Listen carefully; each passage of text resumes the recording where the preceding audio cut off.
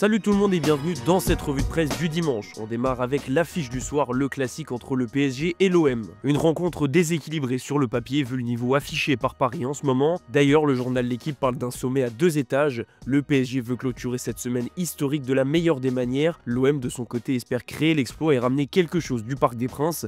Même prendre un point serait perçu comme une grosse performance, tant le PSG est dominateur actuellement. Côté marseillais, il y a toujours une inconnue, elle s'appelle Mason Greenwood. L'attaquant anglais était remplaçant la semaine dernière contre le RC Lens, une décision forte qui n'a pas vraiment eu d'influence au moment de son entrée vu sa performance. Cette fois-ci, Roberto De Zerbi devrait le mettre sur le terrain dès le début de la rencontre, mais l'OM s'attend à beaucoup mieux de la part de son meilleur buteur. Évidemment, ce classique sera marqué de son empreinte par le grand retour au Parc des Princes d'Adrien Rabiot. Le Titi parisien va retrouver son jardin sous la tunique de l'OM, des drôles de retrouvailles qui s'annoncent mouvementées, à tel point que le PSG craint le pire. Hier, le LOSC avait l'occasion de revenir à 2 points de l'OM, Paris manqué pour les Dogs.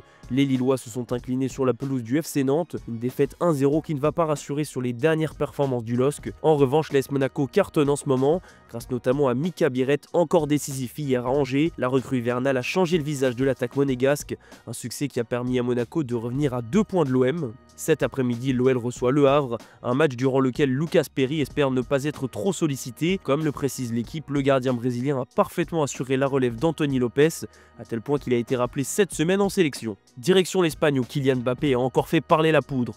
L'attaquant français a inscrit un doublé face à Villarreal, 2 buts qui ont permis au Real de s'imposer et de reprendre provisoirement la tête de la Liga. Madrid infatigable, titre le journal Marca, même 3 jours après une prolongation et des tirs au but, plus une rencontre étouffante. Le Real a su trouver la solution face à Villarreal. Une fois de plus, les Madrilènes peuvent remercier Kylian Mbappé qui par 2 fois a fait sauter le verrou du sous-marin jaune. D'ailleurs, la presse européenne ne tarit pas d'éloges à l'égard du capitaine des Bleus. Mbappé donne des ailes, titre l'équipe. Les journaux portugais et italiens aussi louent l'efficacité et le leadership de Kylian Mbappé qui enchaîne les belles performances ces dernières semaines. Ce dimanche, Marca illustre même le niveau de Mbappé lorsque Vinicius Junior n'est pas là. Ça fait 10 buts sur 20 inscrits quand le Brésilien est absent. Des chiffres qui posent des questions sur le duo de stars du Real. Un mot également sur la déclaration d'après-match de Carlo Ancelotti. Le coach madrilène a poussé un énorme coup de gueule sur le calendrier de la Liga, à tel point qu'il a expliqué que le Real ne jouerait plus moins de 72 heures après un match. Une menace qui fera peut-être bouger les choses au niveau de la fédération espagnole, en sachant que ce n'est pas la première fois cette saison qu'Ancelotti se plaint du calendrier. On reste en Espagne où l'affiche du soir a tout d'une finale. Le Barça se déplace sur la pelouse de l'Atlético de Madrid et a l'occasion de frapper un énorme coup sur la Liga. En cas de succès en terre madrilène, les Catalans prendraient 4 points d'avance sur les Colchoneros avec toujours un match en retard, ce qui devrait suffire pour les écarter de la course au titre. Une victoire pour reprendre la tête, explique Sport. Ça reste l'objectif premier du Barça qui doit déjà repasser devant le Real Madrid. Du côté de l'Atlético, on mise sur le Metropolitano comme thérapie.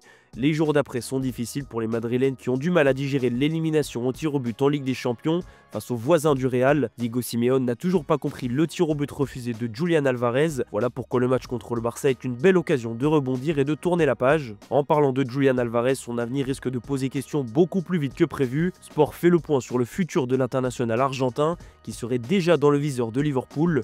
Les Reds pourraient sortir un chèque de 100 millions d'euros pour s'offrir les services de l'ancien attaquant de Manchester City. D'après le journaliste Sam Maguire, les départs probables de Diogo Jota, Darwin Núñez mais surtout Mohamed Salah ont poussé Liverpool à lancer les discussions. Une délégation de Liverpool aurait même déjà fait le déplacement à Madrid pour discuter avec l'entourage de Julián Álvarez, affaire à suivre.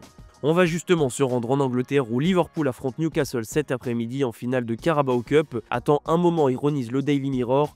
Après l'élimination en Ligue des Champions contre le PSG, Arne Slot veut rebondir directement et remporter son premier trophée avec Liverpool. Du côté des Reds, on veut prouver qu'on n'arrive pas au terme d'un cycle et que cette élimination n'était qu'un faux pas. Pour ça, il va falloir faire tomber le Newcastle d'Alexandre Isak Legrand. L'attaquant suédois est l'arme fatale des Magpies, mais il est surtout très courtisé sur le marché des transferts. Isak est l'un des rares attaquants européens qui est capable de tout faire sur un terrain, ce qui fait de lui un profil de luxe, donc très cher. Liverpool fait partie des clubs intéressés, mais avant de se pencher sur son dossier, il va falloir le contenir cet après-midi. En première ligue, c'est jour de derby londonien entre Arsenal et Chelsea, 2 clubs qui ont perdu beaucoup de points facilement.